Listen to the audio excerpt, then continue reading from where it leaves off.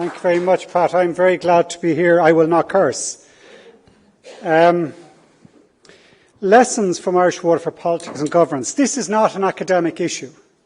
This is not something that's one of those dusty, kind of looking back, kind of with nostalgic vision for academics. This is in the middle of what we have to do in Irish politics the next year. Will you please, Joe, bring us back next year and look 1 year later where we are, because we were here 1 year ago, I was here talking the same issue 1 year ago, but you need to come back next year because we have a year to sort this out. And so when we're learning lessons, it's real-time, on-the-job learning of lessons, so we get it right in the next year. Can I say my first lesson, or the first rule I think we should have? I think you should throw out the introductory paragraph that you see in the pamphlet in front of you, putting this all down to European nastiness or perfidious European Union Troika arrangements. This has nothing to do with the Troika or the European Union. This is all our doing, and it requires all of our own fixing. This goes back to the 1970s. This goes back to 1977, when we abandoned up the idea of paying for local authority services.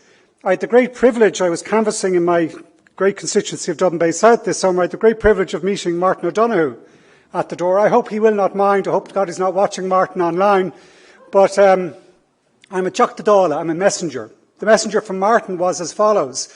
Do you know what happened at that time? I was so incensed with the tullymandering that was going on. The Fine Gaelers and the Labour people, they buy and sell the whole country, that we wanted to do them up, we wanted to stitch them up right and proper. He didn't say that, but I'm interpreting it. And we outbid them on the whole idea of not having any local service charge, not having rates. He said to me, and you know what I wanted to do after I'd done that was I wanted to put in environmental charges. Because as a good economist, he knew that they made sense, but it never happened. That's the source, that's the root of the problem. And then, we all know, God, the history through that period, when we realised only a couple of years later that we weren't as rich as we thought we were, and we had to raise taxes on income and VAT, and then you had the real mass protest, understandably, by Irish PAYE workers realising that they were paying 85% of the tax in the country, no one else was paying a bob. And at the same time, because we were broke, we had to try and Dick Spring tried to reintroduce service charge in the mid-80s, huge opposition, huge difficulties. At the same time, in the late 80s in the UK, the militant tendency within the Labour Party, and sorry for this complicated history, but we need to know where we're coming from and this, what happened. The militant tendency, an absolute interest method for a Trotskyist political system who entered the Labour Party to achieve the revolutionary process that they sought, were having huge success with the poll tax in effectively bringing down Margaret Thatcher. So if you're a Trotskyist revolutionary, this stuff is brilliant. And we had our own version here in terms of Joe Higgins and other colleagues within the Labour Party who obviously took the lesson from the UK and applied it here in the early 90s. And it was particularly appropriate here because at the time, if you were a revolutionary socialist, you didn't have a great fertile ground where the other area you should be working, which is with the unions, because the unions at the time here were engaged in a social partnership arrangement to get us out of the economic crisis we had created by some of those earlier decisions in the late 70s and early 80s. So given that the whole workplace revolutionary sphere was cut off, you go for the community approach of working up mass movements, which is what Trotsky set out in his transitional programme as far back in 1938 as the way to achieve the revolutionary change. And it was very successful.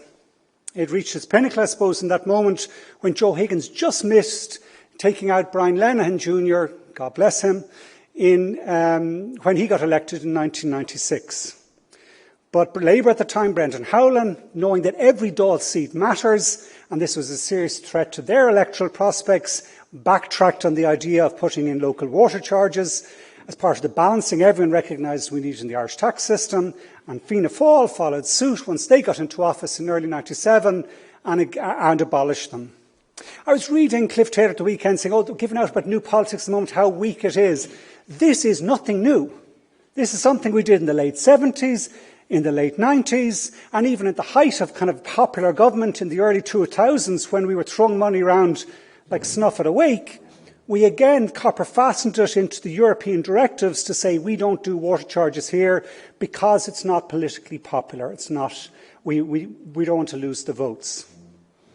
We then arrived in the financial crash, we're in real difficulties, but one of the things we did in that period, we set up, which we've been trying to do on several occasions over these years, because we recognised it was the right thing to do, because we realised that the PAYE marchers were right.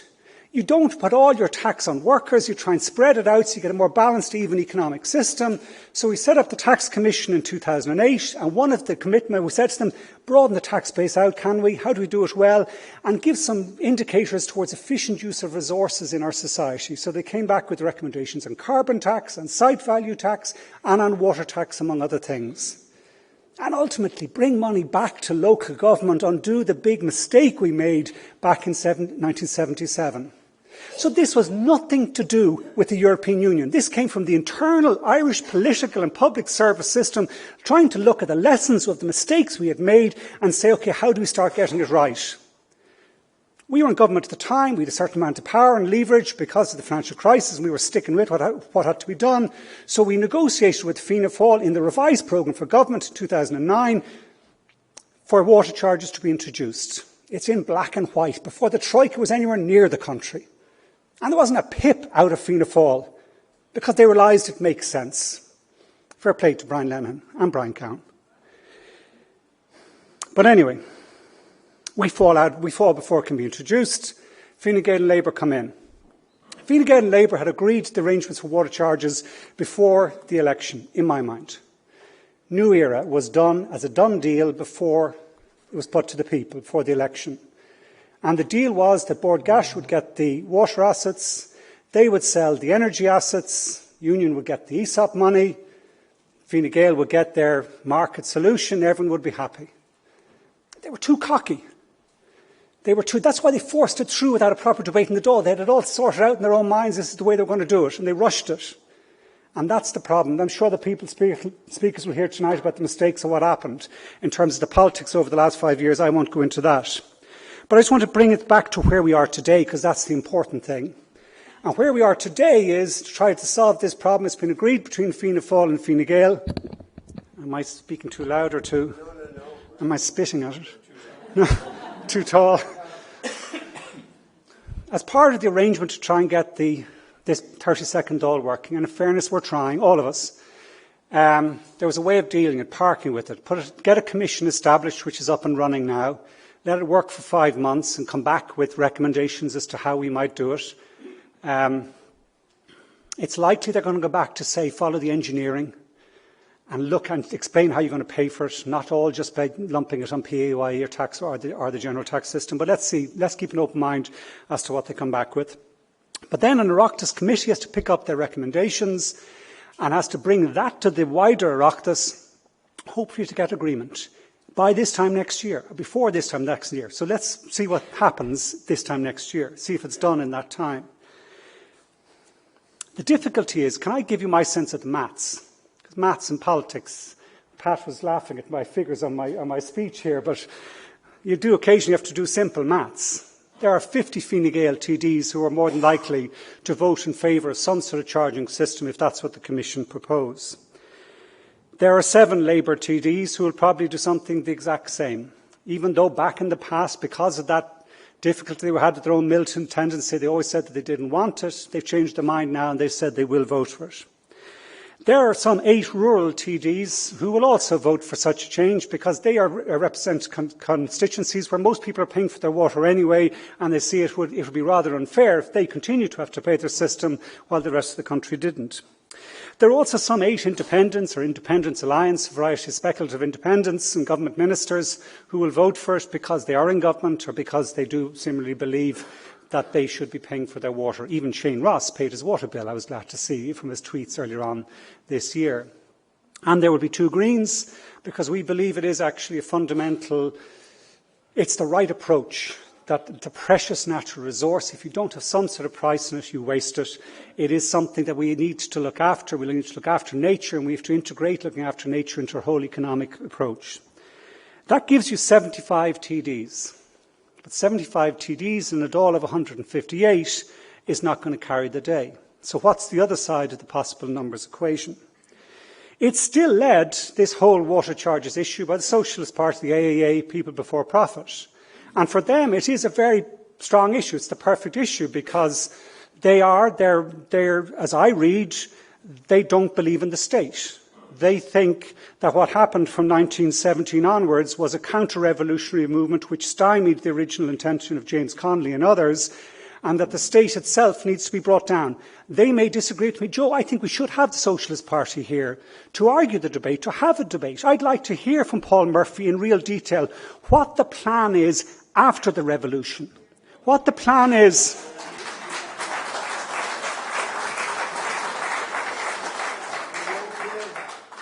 Well, I'd like to hear that. I think we do need to hear it. Not just like Boris Johnson say, no, vote leave, not a bother, not a difficulty, Britannia rules the waves, and suddenly the day after, oh, I'm sorry, I haven't the first faintest idea.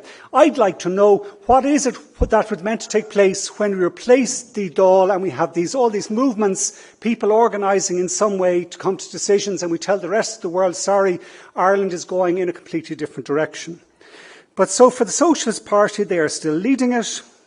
It's part of their whole philosophy about bringing revolution, and it is the ideal one because they've been practicing that for 25, 30 years, and there's a mechanism where you can, through mass boycott, people can actually do it. People can make it work. They can actually, that's what we've seen in the last 2 years. The political system will step back and effectively, in the face of that boycott, not proceed. It's likely that they've 6 votes. The Independents for Change, the Social Democrats, I don't know if Stephen Donnelly's here, but I'm counting the Social Democrats and Seamus Healy, along with the Independents for Change, as a further 10 votes, which would vote with the Socialists, the AAA, PBP. I haven't seen, or what I've seen and heard in the Dáil is that's the way that they would tend to vote. Maybe they might change, but I haven't seen anything to indicate that they would so far. There's also 23 Sinn Féin votes, and Sinn Féin on this issue have made it similarly clear they're concerned for their political space being threatened by the AAPBP, both in the heartlands in West Belfast and in Derry, and in Tallaght and in West Dublin. And they're equally concerned about every seat. So they seem to have changed their position where originally they were going to pay water charges, but then in the face of a by-election loss and concern about their popularity up north, I guess, and south, they changed tack and said, no, never, we're not going to pay. There is a way out. I think one of the things I'd be bringing to the table is when this issue was raised in the European Parliament, and there are valid concerns among the boycott, on the anti-water charges argument, concerns about privatisation, concerns about right to water, which is a basic right.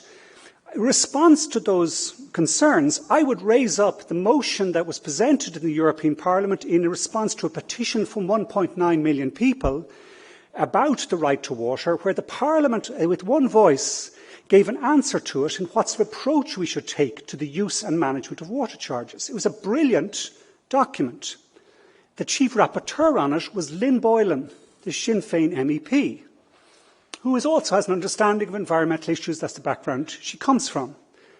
And my colleagues, my Green colleagues in the European Parliament said it's a good body of work, you implement that, it'll see you right. No privatisation, looking after basic rights, protecting the poor, having a basic charge, keeping it small, not a big revenue-raising exercise, but something to give you a signal to treat this resource carefully.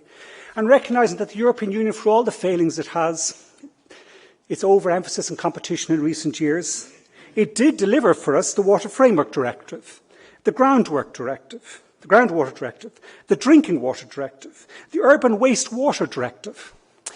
Europe is not the key issue in this. Europe's not going to stop our decision one way or the other. It'll be the European Court of Justice who actually decides that, not the European Commission, which you hear about on all the radio stations.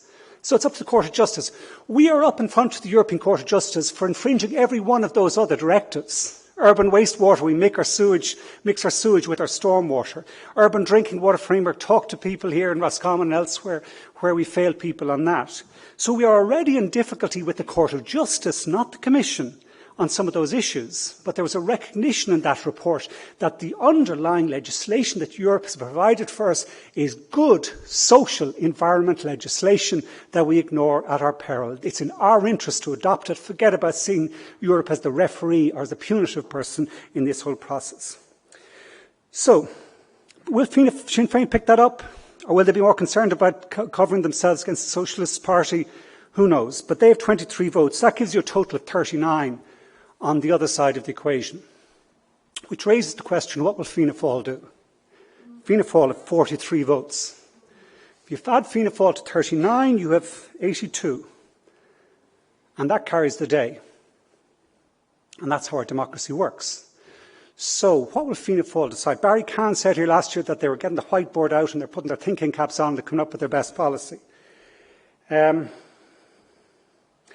Micheál Martin was here on Saturday. Saturday, Joe? Sunday. And he said something. He said a number of things.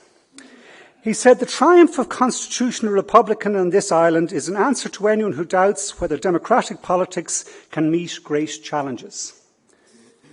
He said, at the moment we're living in the political world, a lot of what he said is absolutely true, where there are two extremes that are trying to dominate, set the terms of the debate.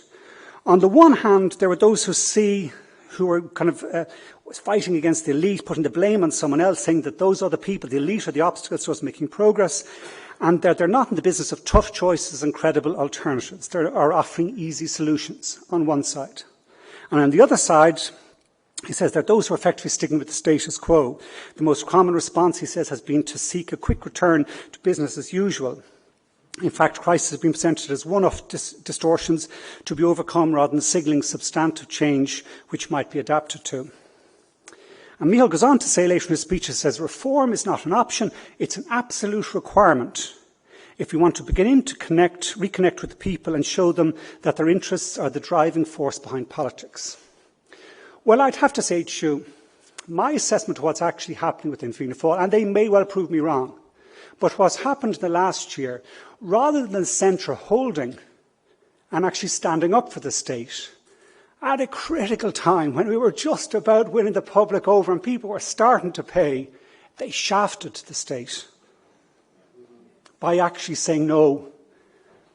And Barry Kahn, in his Dáil speech a few weeks ago, he didn't just say postpone, he said abolish. I presume abolish means in the next year, when it comes back in 9 months' time, it's going to be hard to get. I'm sorry if that's harsh words. Part of new politics is occasionally the challenge of ideas, the contest of argument, and that's what I'm doing. But it's my assessment of where we are politically and where the numbers are, because I can't see another way of making the numbers work in the direction that I think it should go with the arithmetic as it is. I look forward to what the other people have to say. Thank you.